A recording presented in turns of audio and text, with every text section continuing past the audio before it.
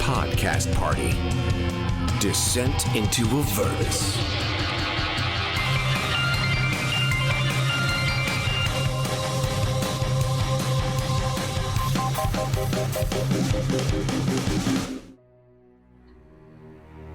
My name is Painbearer Corbin Shiv. My friends and I are traveling from the city of Baldur's Gate to the great library at Candlekeep.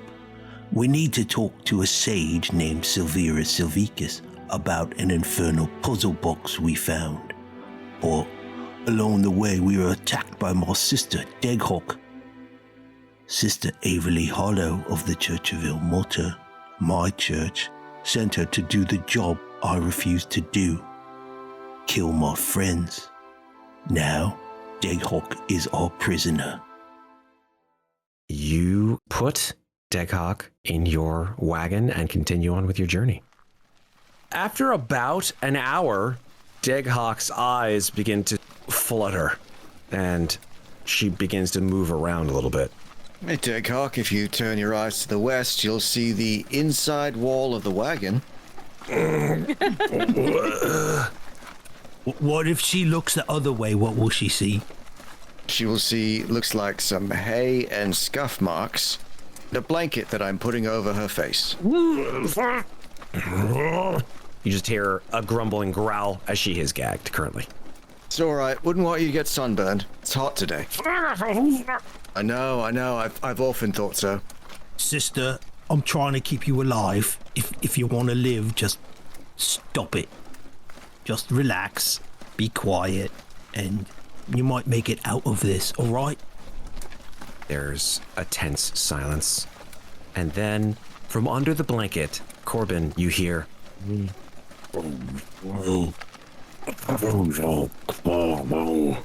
What's that? Is that Goblin? She's speaking Goblin? Can I understand her? Perception. 27. Wow. Even gagged, you can hear her. She said, I am going to kill you, Corbin. Alright. Not the first time she threatened my life. Don't worry about it. This conversation reminds Ofelia that before Reya was saying something that she couldn't quite hear. So she goes over to Reya and she just whispers to her, "Hey, you said something before. I couldn't quite make it out in the battle. What was it that you said?" Oh, you mean you're right before I knocked...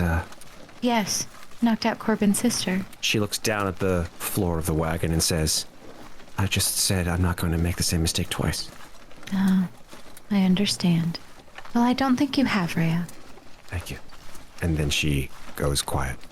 The rest of the day, except for the occasional grunt from Deghok, is relatively quiet. You do, in fact, pass a couple of Elder Guardian refugees on the road who have set up makeshift tents, either wandering south away from Baldur's Gate or holding up as best they can. But they, seeing you approach, hide almost immediately. Let's keep going. Let's not stop. Okay. Yeah, agreed. I don't know where Averly might be hiding more assassins. Yes, I think best to just continue on to Candlekeep. All right. You pass south beyond the site of the Cloakwood itself. It's now far to the northwest of you, and night begins to fall. What do you guys want to do at the end of now your second day riding along the coastway? Is there anything we want to do, though, guys? Just want to keep learning some more Draconic, anything you can teach me, and see if there's an advantageous place where we could kind of hide out a little bit and rest. Yes, I agree. Yeah, Corbin's gonna look around for either some ruins or an old shack or some woods or a hill that maybe we can go on top of. Something. There's a nearby hill that you guys could get to probably right before dark. I'd also assume that since it's hot during the day, the nights are relatively mild. They are, yes. The breeze, especially atop the hill, would be very pleasant. If we can maybe get away without a fire, I think that would be advisable. Agreed. Agreed. Maybe the other side of the hill that Corbin found, and set camp. Okay. Very cool. What do you guys want to do about Deghok? Feed her. Yeah, at some point, Corbin will take her gag off and feed her. He's going to try to do it away from the others, and if he has to tie her to a tree, he will. I think you kind of have to be perfectly honest. Corbin, do you do this with anyone or do you do this by yourself?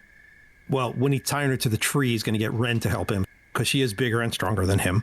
And then when he feeds her, though, when he takes the gag off, he's going to want to do that by himself. Okay. Yeah, you tie her to a nearby tree. It's very stout oak, so you assume that she can't break through her bonds or through the tree. She sits down on the ground. Ren, you can sense that Corbin and Deghok want a little time alone. I will just rejoin the others. What do you do, Corbin? Pull off a gag when I get some food out. Eat, drink some water. Does she take it? She does drink the water, and she looks down at the food. What are you offering her for food? Whatever the rations are. It's probably like dried meats or cheese or, yeah. Chex Mix. Chex Mix. Chex Mix. It's all we've got, so eat it or don't eat it. It's up to you. You won't die from not eating for a day. Deghok opens her mouth.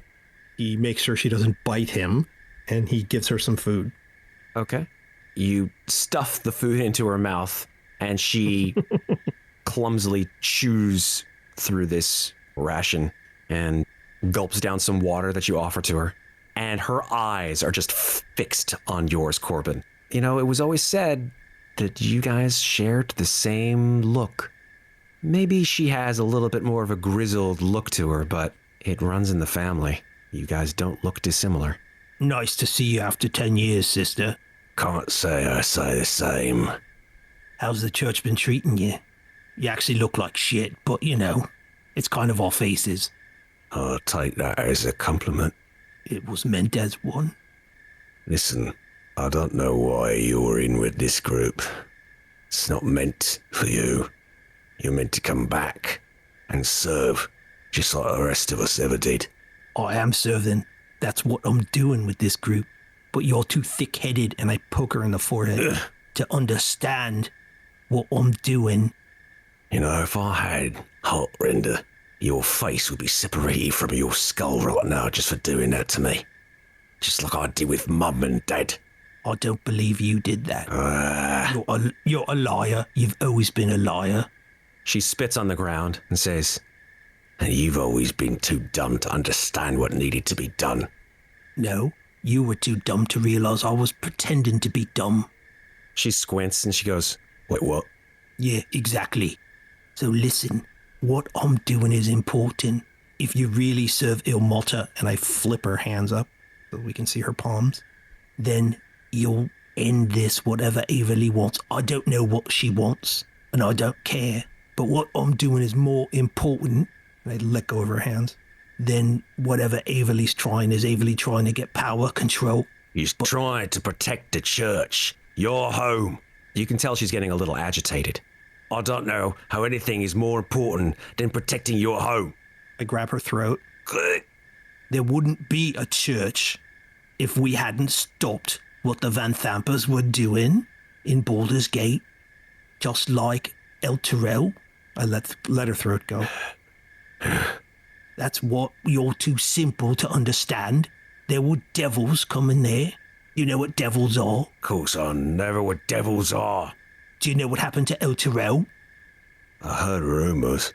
Rumors? It was sucked into hell. Sure it was. Avernus. You know what that is? 10 years, you must have learned something. You're not as thick as I am. Oh, no, I heard the sermons on what Avernus is. Wait, I take out that tapestry. The tapestry from... The Van Thampers. Yeah, I he have the took one it. from Avernus. Mm-hmm. Okay, cool. You have it on your person? I would assume you'd you have it probably in the cart or something like that. Let me show you. Wait right here. And Corbin will go back to the cart. I'm not and going open up his anywhere. pack. Yeah, that tree, I think it's in love with you. I think you're too ugly for it, though. And he goes and he gets the tapestry that he took from the Van Thampers and he brings it back and he shows it to You her. unfurl it, and it is in pristine condition. And it showcases the exact image that was shown to the rest of the group. This awful, ashy plain with bones scattered everywhere in a crimson sky. This is where El Terrell is now, we think. And that's where Baldur's Gate was going to go, but not anymore. But Averly doesn't care about any of that, does she? You're talking about a woman that saved your life. Saved your life too. Yeah.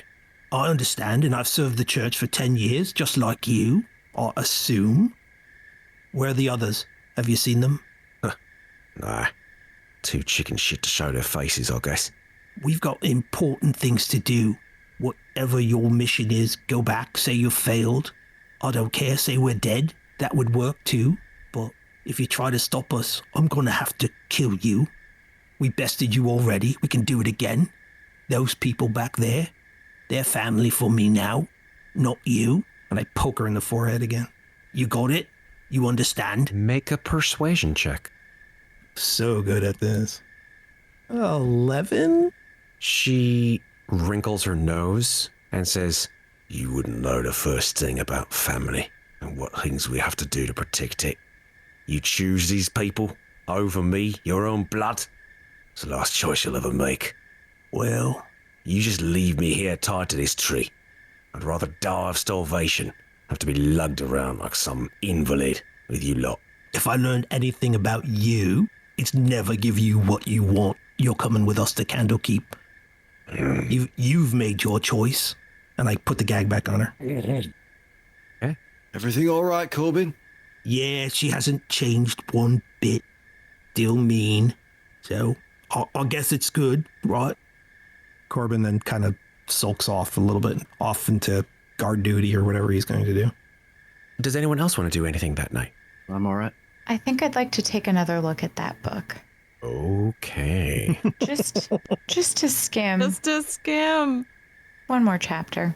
You start where you left off the day before, Ofelia, and the verses begin to sort of worm their way into your mind. They're complicated and beautiful and horrifying, and I'd like you to make a wisdom saving throw. Okay. Oh, well, that's a natural 20. Ooh, very nice. So, Whew. yeah, you start to sweat. You just feel like a trickle of cold sweat that goes down from the nape of your neck down your back as these images start springing into your mind, start to sort of bloom like poisonous flowers in your mind. Images of grotesque creatures with too many eyes and too many mouths and limbs where they ought not to be, of things that should not exist and yet do, as these creatures are called by names that you probably wouldn't be able to utter with the tongue still in your mouth. No, I don't like this. I close the book. This is too familiar, and I... Ophelia, has that book got dogs in it, like hounds? Because I hear there's hellhounds. Has it got dog parts? Well, I wouldn't say that. You know what? I don't think that we should read this anymore. I think best to bring it to Candlekeep. There's no dogs. Here, have a sausage, slobber chops. Oh, slobber chops. Oh. I feed slobber chops. Yeah, slobber chops That's- sort of flaps out, lands on the corner of the wagon. I can't believe we forgot slobber chops for a while. Well, there might be some field mice here, slobber chops. Just have a look around. Not much in a fight. Take no notice, slobber chops, my dear old thing. Renascence. Yeah. Thanks for helping me to do this. Come out here. I mean, it's dangerous, but everywhere is dangerous. You're doing very well. I was wondering, do you want to talk about what happened under the villa? You know, the wings and that? I feel like I'm getting some help that I needed. And I feel like I can be of more help to you guys now. So that makes me happy. Well, listen, anytime you're scared, you just come and talk to me about it. Because I've never left Baldur's Gate either, and it is a bit weird. But so far, I mean, aside from the attempt to kill us on the road, I think it's kind of nice. Me too. You know, I saw something when I guess it was a dream, or I don't know, I was hit pretty hard by Corbin's sister there. And I was flying. I was flying so high in the sky that I could see the cities and the mountains. They look like tiny little miniature cities and mountains. And there's just nothing around me. And when I looked at it, I I just felt love for it. You know, in a way that I can't really understand. I mean, every single thing on it. Every animal and every river and every person. Like it was to be protected. And I think that's how the gods feel about you. They know you're here. I feel bad sometimes that I tell you about how I can talk to Melitium or I am getting these powers and I know that you feel like they ignore you and they don't. You're special, whether you can talk to them or not. Well, I appreciate you saying that, Hylan, and I'll try to believe it. You know how my eyes change sometimes? Yeah. That's them looking at you. See it through me, okay? I'll try to make a good impression, so as not to show you up, you know, in front of whoever's watching. Okay, deal. Boy, Slobberchops, listen. You're probably going to end up living at Candlekeep with their monks, because they could always use a cat, because mice and bugs and moths and things, they like to eat books. So usually in a library, they're happy to have a cat. And you're also going to have to watch over my brother, Thomas. He's going to live there as well, and he'll take care of you. He's a bit weird, but you watch out for each other. It's a new start. You tell him I said that. Slobberchops blinks her eyes at you. Are you getting this? I'm not sure she's getting this. Make an insight check. I mean, she's intelligent, right? 21. I'm starting to think this is basically just a cat with wings stuck on it. But regardless, it's nice to talk to you, Slobberchops, and I hope you take some of this to heart. Cats are the best. I just want to take a look at Slobberchops' stats for 1 second, please. Are you actually talking to a cat? Yeah. Oh yeah, you always talk to cats. You gotta go like meow and stuff. Meow. Right? Do we know that that's how Slobberchops communicate? I don't know. I think it's cat language. I feel like she might be getting some of this. I don't You know. can make an Arcana check to garner. Does my insight check, does my 21 insight check, does she seem to be, like, follow? She's just paying attention. She's definitely paying attention. She doesn't sort of wander off as cats sometimes do when you talk to them and just like uninterested. I'll try to guidance myself on this insight check. Arcana check, you mean? On this Arcana check, yeah. Dirty 20. Yeah, these creatures, these Tressim, you know that they can understand common. They just can't speak it. Oh, yeah. Slobberchops, you're gonna like Thomas. He's one of a kind of like you.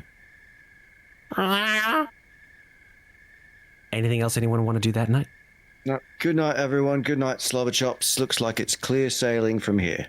I think for our watches, we should have 2 people per watch, and Falaster and Reya can help, and have one person watch my sister because she's a nasty bit, you know.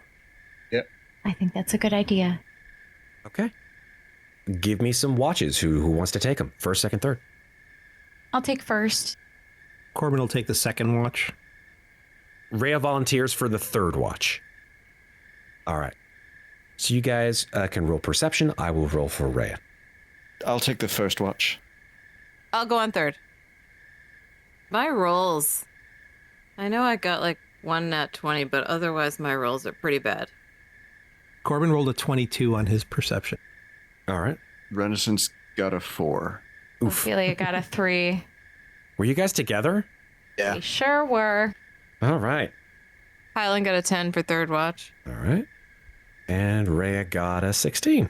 Third watch. Good. Somebody did well. And they both have... Eyes of Night. Yep. Thank you for that, Corbin. Mhm. Okay.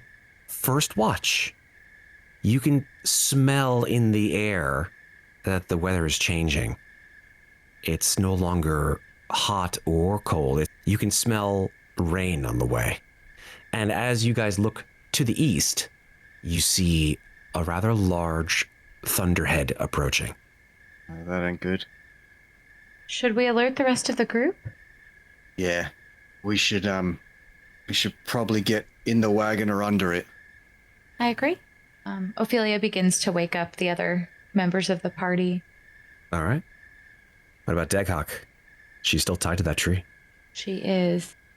Yep. She's leave her there. What do you think, Corbin? Ride it Leave out. her? Leave her. A little water's not gonna hurt her. Well, all right then.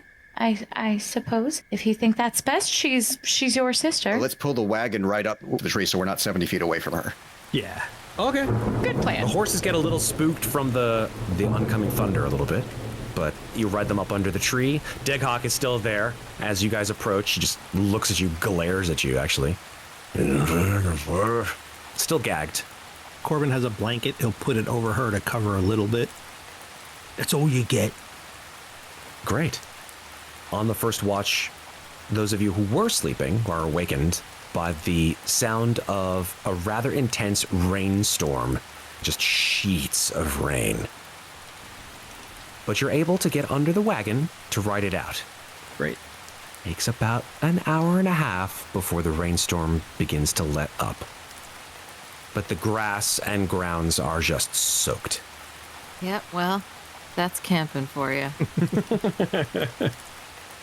Beyond that, nothing else occurs in that particular section of the night.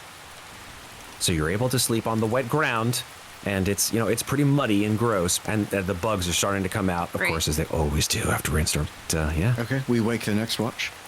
Nothing else occurs actually for the second or the third watch. Occasionally, Hylan, you do see Reya sort of smack a bug on the side of her neck. She's like, okay, this Eyes of Night thing is pretty useful. It's amazing, isn't it? Yeah, it's eerie. I can see everything. Yeah. Look at that. Wow. And she points off into the distance. I can see in the trees there are creatures in the trees. There are what do they call them? She snaps her fingers. Bats. There you go, bats. Right, yeah. Don't like them. But I hear they're good for eating insects, right?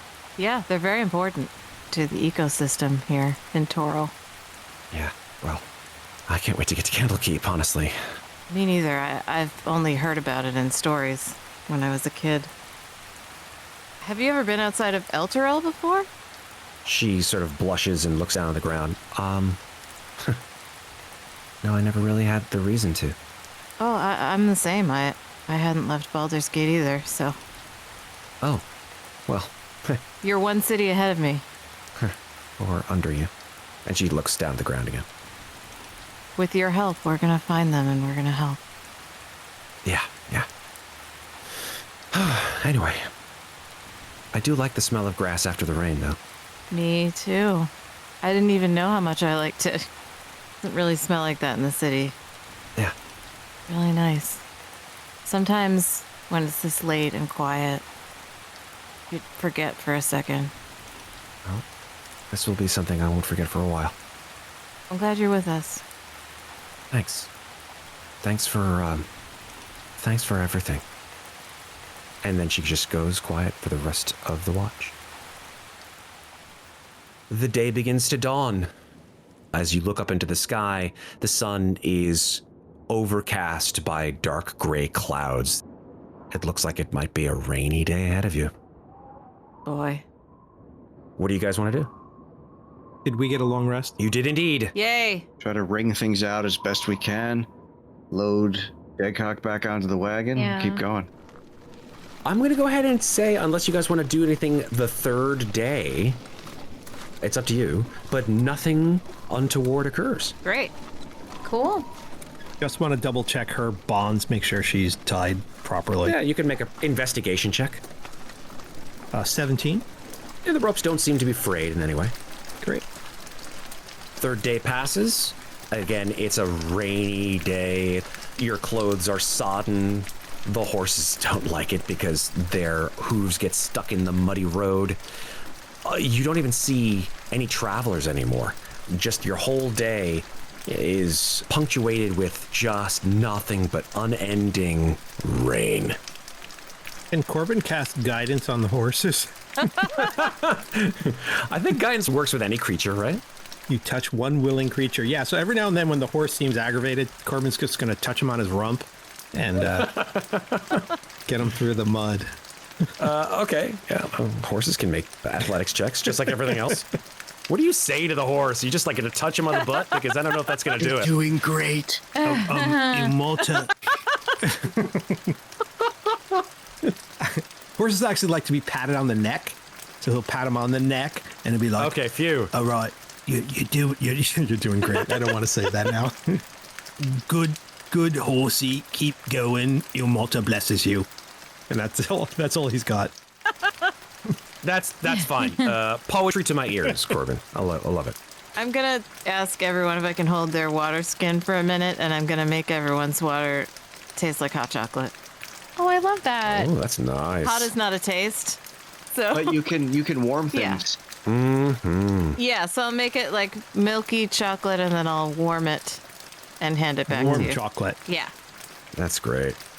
Yeah, so the days just rain, not go away, unfortunately, yeah.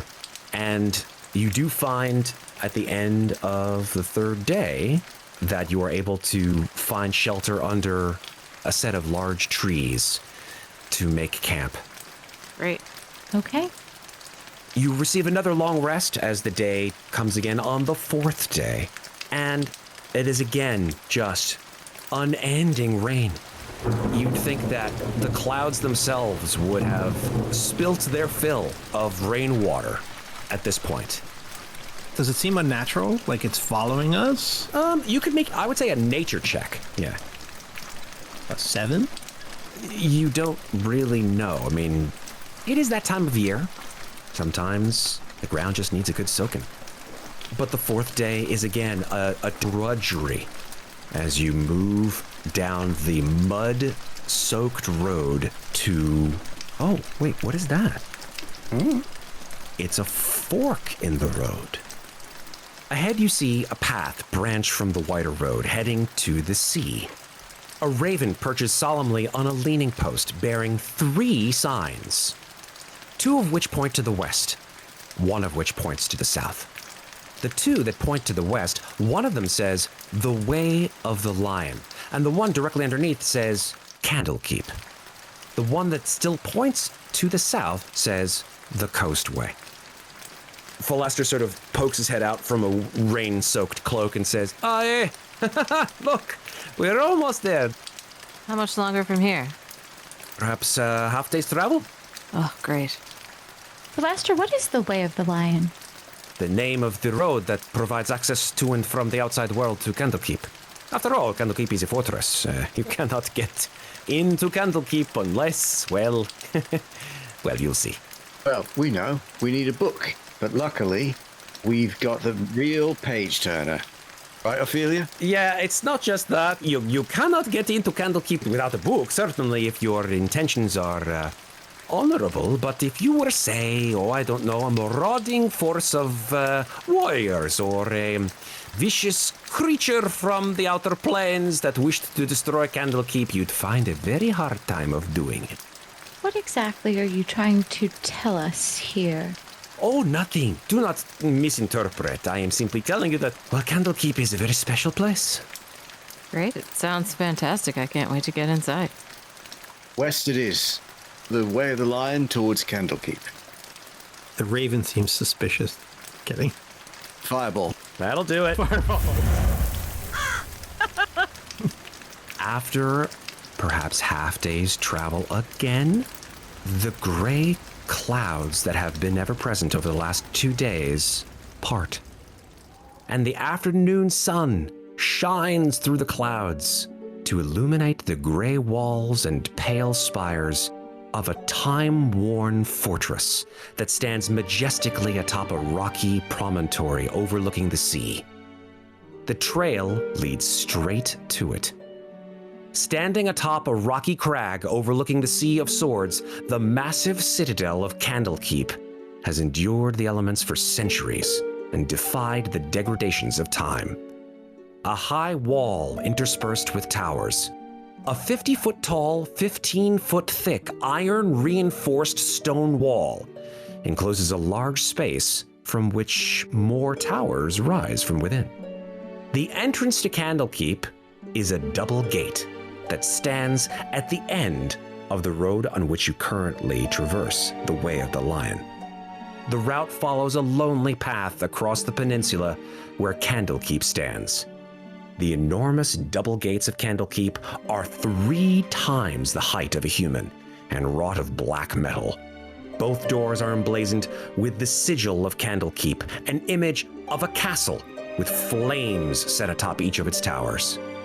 One of the 2 gates stands open, and a gatehouse stands just in front of them. What would you like to do? Approach the gatehouse. Okay. We've decided to bring my sister, right? We can't just leave her out here. All right. Are they gonna let her in? Well, she's tied up. I don't know. We could just cut her free now and just say, "Fuck off," and see what happens. Let's approach the gate. Okay. At the gatehouse, you are greeted by 3 monks in brilliant purple robes. A human, a dwarf, and an elf. Around their necks hang holy symbols. You all can make religion checks to determine what exactly that religious symbol indicates. Hylan got a 20. Corbin critted with a 22. Yeah. Renascence got a 9. Ophelia got a 10. Corbin and Hylan, you recognize the symbol of Denier, the god of writing, whose symbol is a lit candle above an open eye. The elf steps forward, gently gliding forward along the path towards you, and raises his hand. And in a calm, mellifluous voice says, "Welcome to Candlekeep." Awesome. Hi, everybody. The show will be back in just a minute. Check us out at cast-party.com and follow us on Facebook at CastPartyD&D, on Twitter at CastParty2, or on Instagram at cast_party. Do you ever feel like you have a great visual picture in your head but need a little help putting it into words? Well, the awesome description of Candlekeep you heard on today's episode was brought to you by Describe. You can check out thousands of other monsters, spells, location descriptions, and more only at describe.com. If you enjoy Podcast Party, Descent into Avernus, please follow the show, rate us, leave us a review. It's super exciting when a new review comes out, I have to say. We'd love to hear from you. Message us on social media or email us at info@cast-party.com. Thanks very much for listening. And now, back to our adventure in Candlekeep. So, what do you guys want to do? You are at the Candlekeep main gates. Falaster saying anything, or? I was probably going to defer to him here. Sure. Falaster hops off the back of the cart, wanders around to the front, and says, "Hello! I'm back!" And the elf, who was smiling, his smile droops a little bit and says, "Oh, hello, Falaster. It's a pleasure to see you again. I didn't expect to see you back so soon, but, I guess that's all well and good. Have you brought with you a token in order to come back to Candlekeep? And may I ask who these individuals are with you?" Falaster says, "Oh, yes. They are in possession of quite interesting items, and they are also in knowledge of the plot that, I can't talk very much about it to you, but there is this mission that Silvira put me on. Fair enough to say, I think they have brought something with them to allow them entrance. You have the book?" Ofelia, did you get through all the exciting bits of Apocalypto? Because I'm afraid we're going to have to hand it over here. Oh, I'm more than happy to hand it over, and she pulls it out of her bag. So there you go. I think you'll find that's a first printing limited edition Apocalypto. The elf takes it and looks at it and goes, "I've never seen something like this before. How interesting. Is it fiction, non-fiction?" Well, I did read a bit of it. It seems non-fiction, but it is quite strange. I'd advise... Ophelia, would you say it's a great book or the greatest book that you've ever read? It's not for the psychically faint, I would say that much. At least once you get to chapter 2. The elf screws up his face a little bit and goes, Sorry, did you say not for the psychically faint? Yes. Sort of age 13 and up, some racy material in there. It might be quite interesting for a magical scholar, I would think. Oh.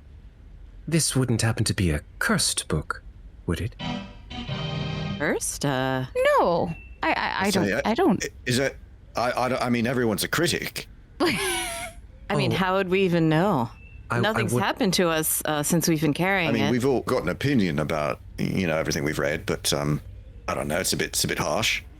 Oh, no. I don't mean as in the book itself is reviled by, as you call them, critics. I mean, is there a magical curse placed on this tome? Not that we know. Ofelia read it, and she's fine. Look at her. The three She tries look at Ofelia. to look as normal as possible. You're a bard. Make a performance check. Sure. 25. Damn. Oh, yeah. You pull it off without a hitch. Yeah, nothing. Just slide in. Hey, look at me. Completely sane. I am normal. Look at me. Haven't seen or done anything traumatic ever. In Baldur's Gate, we've got a saying, not sure if you've heard it, don't judge a book by its cover. And I have to say, I expected a bit more of a librarian. The elf looks at you and says, That's a saying that actually originated here. Ah, well, then, you know exactly what I mean. Right. Irony. And he calls back to the guardhouse. And stepping out from the guardhouse, who you didn't see before, is a young tiefling, also wearing purple robes. And the tiefling is wearing thick Coke bottle glasses. Pokes his head out and goes, Yes? Yes, Irony, would you mind please, come here please, Irony. Okay, I'm coming. Irony steps out and semi-jogs over to you. This is a young tiefling. Buck teeth, large Coke bottle glasses, horns that are a little curled back towards the ears, purplish black hair, and says, Yes, how can I help you? Irony, these 1, 2, 3. Oh, I'm sorry, is there someone in the cart back there? And the elf points back at Deghok. Yeah, that's my sister. Don't worry about her. She's fine. Deghok pokes her head up and goes, Oh, feisty one, I see. Just a little inebriated. Oh, I see. Nevertheless, there are 7 of you, it seems.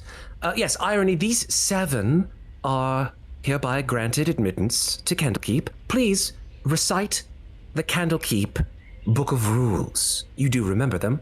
Irony perks up, stands stiff, straight as a rod, and says, Of course I do. Of course I do. All who enter Candlekeep must agree to the orders of accordance. Rules set forth by the Watchers to prevent misconduct. Violating one or more of these orders results in banishment from Candlekeep, and the banished are seldom allowed to return. The rules are simple. Rule 1, no fighting. All arguments must follow the rules of cordial debate and discussion. Violent altercations are not tolerated. The elf nods. Yes, can continue, please. Rule 2, no stealing. This rule applies to all objects in the keep, not just the library's works. Very good, continue. Rule 3, no copying. Visitors are permitted to take notes while studying the library's works, but anyone who wants to make a full copy of a work must pay to have the manuscript created by scribes at the house of the binder. Very good. Now, do you remember the last one? Of course I do. Number 4. No damaging, marking, or otherwise modifying the works of Candlekeep. This rule does not apply to privately owned books, scrolls, and other documents that aren't part of Candlekeep's collection. Ha! There, did it! Very good, Irony. Now, with this, you are hereby appointed to be the guide for these very well-appointed people in their time here at Candlekeep. Do you accept? Oh, awesome! Yes, of course I accept. Yes. Very good. Irony, please introduce yourself. Hello. My name is Irony, and I've been here at Candlekeep since I was 6 years old, and hopefully I'll be the keeper of tomes one day. Wow. Who are you? Hello, Irony. My name is Hylan. Hi, Hylan. Hi. I am Ofelia. Oh, you're super pretty and tall. Hi. He blushes, turns a deeper shade of red. Nice to make your acquaintance, too. Hello, Irony. I'm Renascence. Always nice to meet another tiefling. Hey, you're super big and tough looking. And yeah, I like your horns. They're not like mine. They're not as cool, but I do like them. Thank you. I'm Painbearer Corbin Shiv, Churchville Martyr, and that's my sister Deghok. She's not friendly. Deghok growls insistently from the back. Okay, not going to talk to her. But you're cool. You're big and tall, and wow, your arms like almost reach the ground. Anyway, yeah. Hi, nice to meet you, Painbearer Shiv? Just Painbearer Corbin is fine. Corbin. I like your accent. Corbin. You got a cool I can't really do your accent. But yeah. You don't have to. Okay, sorry. I'm gonna lean down and just go, slobber chops. Isn't she in your bag? I thought she was in Renaissance's bag. Yeah, I've That's got her, right. I've got her. I'm just, I'm afraid we're being a bit, not that, no offense, slobber chops, but perhaps Reya first. Oh, yes. Yes, thank you. Greetings, I'm Reya Mantlemorn of Eltergard. Oh wow. Hey, how old are you? I'm 17. Oh, I'm 15. Cool. Oh, that's nice. Yes. And she steps back. And this is slobber chops. Sort of open the bag to allow slobber chops to come out if she wants to. Okay, now I would say make an animal handling check. She likes that bag. That is a 10. Slobber chops remains in your bag. Okay, I say she's a bit shy. You just hear, Okay, yeah. Well, it's important to have choices. It's a bit shy at the moment, but we sort of thought she might fit in here at Candlekeep. She's good at hunting. She can catch mice or moths or other vermin that might damage books, and she's a tressum. She's got wings, so that's unusual, and in my opinion, a point in her favor. Irony comes and looks into the bag and says, Whoa. Slobberchops looks up and just lazily looks over at Irony and just goes, Meow? Irony goes, Does that cat have wings? That is awesome. So yeah, we were sort of wondering if there might be a place for slobber chops here at Candlekeep. She's not really a road cat. She's sort of used to kitchens and books and, comfy inside places. So, I don't know. We thought somebody here might want to take care of her. Irony slowly turns his head over to the elf guarding the gate and says, Keeper? I think they're offering me their cat. Because I like cats a lot. But, this cat is super cool because it has wings. Is it okay if I'm not saying I want to keep her or anything. I'll certainly take care of her and everything. Just want to make sure everything is... I guess the elf says, calm down, Irony. If they're offering you their cat, you're going to have to get to know it first, I would say, if you want to keep it. It's not going to simply just fly out of the bag if you say it has wings and immediately accept you as its master. Oh. Well, she does really like food. Yeah, it's a long process of habituation and mostly being given food. And she can understand what you say. She can understand common. Oh. And the other thing is there'll be another tiefling along in a day or two. My brother Thomas. And gonna have a word with Silvira Savicus, but I suspect he'll be staying on in Candlekeep for a bit as well. So maybe the two of you could look after Slobber Chops together. He's a tiefling as well. I'm sure you'll get on famously. The elf looks over at you, Renascence, and says, "Does he have a book?" We'll see that all the arrangements are made. Maybe he could swap places with, Deghok back there, and we leave her out here. That's fine with me. I'm not sure what Deghok's really going to do in Candlekeep, to be honest. She might start a fight, which I think is one of the rules. Yeah, that's probably true. Right, slight change in manifest then. Irony, Deghok will not be making up one of our number. That spot will be filled by Thomas Wheelwright of Baldur's Gate. Okay. Keeper. Yes, Irony. They said that they're leaving the big bugbear lady out here, and they're another person's gonna come along who looks kind of like. Does he look like you? Does he look like you? You said he's your brother? Yeah, a bit. He's a tiefling. He's red. He's smaller than me, a bit skinny. He's got long black hair, and he's got sort of longer horns, more like you. Okay. This Thomas Wheelwright guy. He's gonna drop by in a couple days. So I think he could be let in with the book, and just like leave the scary bugbear, As a substitution. Right. That substitution. What will happen to her if she's left here? The elf turns to you and says, "Nothing. She will be, of course, not allowed inside, but it is her own decision as to what to do with the rest of her time here." Why do you ask? Just wondered. I wanted to make sure that people who were not able to enter were not penalized in some sort of way. Oh, no, certainly not. Corbin, would you like to say a private goodbye to your sister, since it seems we'll be parting ways here? I would, but you lot should get inside, and then I'll scurry in behind you. One question, is fighting allowed out here? The three priests of Denir, again, they are wearing the symbol of Denir, the god of knowledge and writing, look at each other and say, "Technically, we've never really thought about that. I don't see why not. Well, yes, brothers." And they sort of huddle in a group, and they turn their backs on you, Corbin.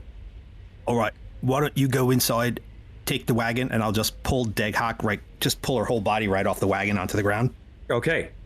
She falls prone on the ground. I'll wait for everyone to start heading in. And once they're a little ways in, I'm going to sit her up and look her straight in the eye and go, "Listen, this is for Hylan." And I punch her in the face, right in the mouth. Make an attack with advantage. She is prone. Thanks. 11? Okay, she sees the punch coming a mile away and just lies down and whoosh, goes right over her head. And she kips up and she's like, "All right, come on, I'll take you even though my arms are tied." Can I take another shot at her? Yeah, I mean, that was your surprise attack. Right. Darn it, I wanted to hit with that one. All right. Oh my gosh, a 6. No! Yeah, she just dodges. Are we still out there, or are we wandered away and he's just going to get killed by I his think sister? he waited for you guys to go inside. Yeah. That was the last time we saw Corbin alive. Listen, you need to sit still. You gotta take a couple shots. Like you used to hit me, I have to hit you a couple times, and then we're square. I'll take another shot. Go ahead. Make a persuasion check. That was a convincing argument, especially considering your history. 8. Yeah, she spits right in your face. She says, Fair? You lost the chance to be fair when you knocked me down, tied me up, put me in the back of your fucking wagon. Now it's time for payback. And she's gonna just try to shove you. She's gonna do a shove attack because her arms are tied behind her back and she has no weapons. So she's just gonna do an opposed athletics check. All right. Ofelia, Yes? I'm a little concerned about Corbin being out there alone. Could you message him and make sure he's okay? Sure. Ofelia casts message. Corbin hears in his head, "Corbin, are you coming? What's the holdup? Is everything all right?" I just need to punch her a couple times. It's good. Okay. I turn to Hylan and I say, "He just wants to punch her a couple of times, and then he'll be right in." Oh no. If he unties her, she's definitely going to attack him. He's going to be alone out there. One moment. She casts message again and asks Corbin, "Are you going to untie her?" Oh, no, not till after I punch her a couple times. I'll just cut the binds a little bit. You mean after you punch her? Right, after I punch her. But she will remain tied up until you punch her. Yep, I hope. Thank you for clarifying.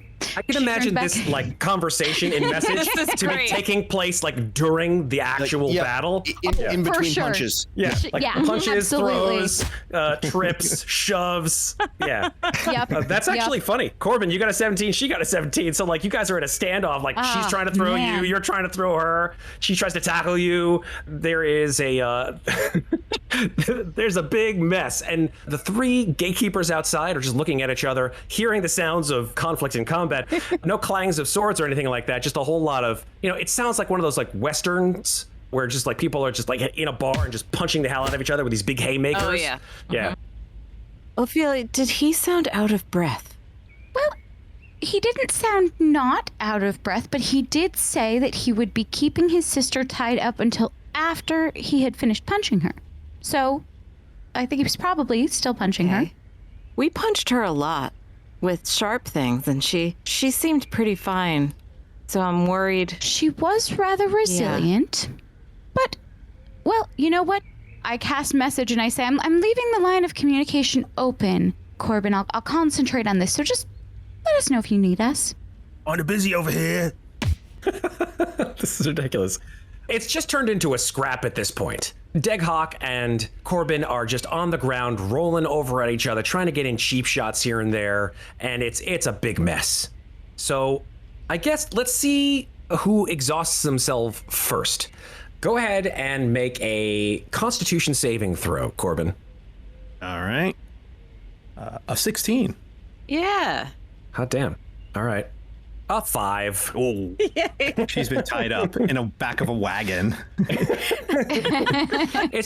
It's a big mess. And Corbin, you feel her breath starting to heave.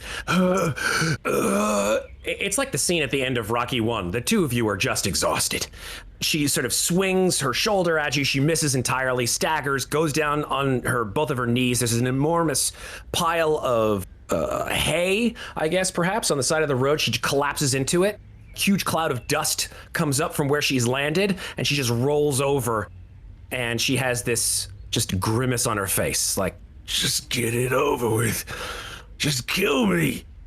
Oh, I'm not gonna kill you. I wouldn't kill you. You're my sister. But you're gonna do me a favor for not killing you.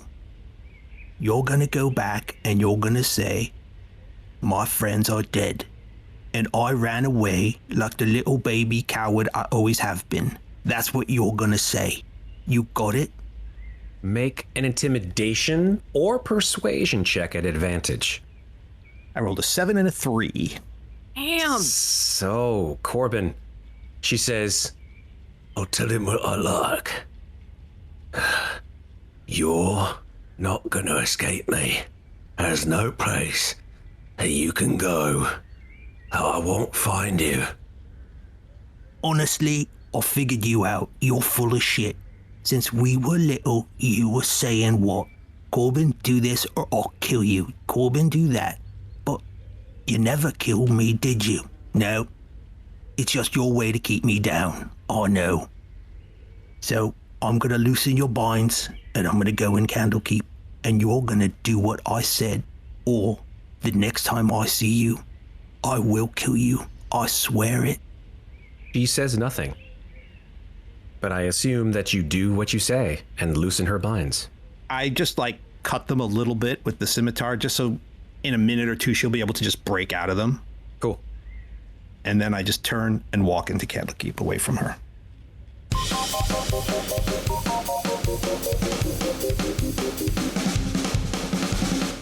Thanks for listening. This episode featured the Dungeon Master stylings of Matt Gordon, with Tal Aviezer as Renascence, Andy Cannistra as Painbearer Corbin Shiv, Rachel Tamarin as Ofelia, and me, Carolyn Fox, as Hylan.